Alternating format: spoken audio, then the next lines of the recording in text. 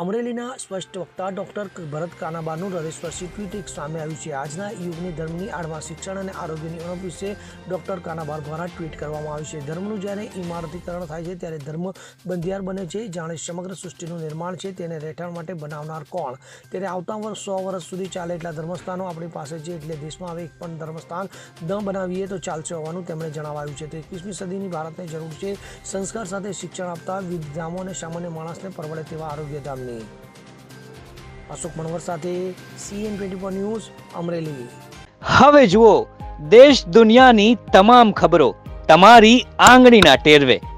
ઉઠાવો મોબાઈલ અને Google play store પરથી ડાઉનલોડ કરો અમારી CN24 ન્યૂઝ મોબાઈલ એપ।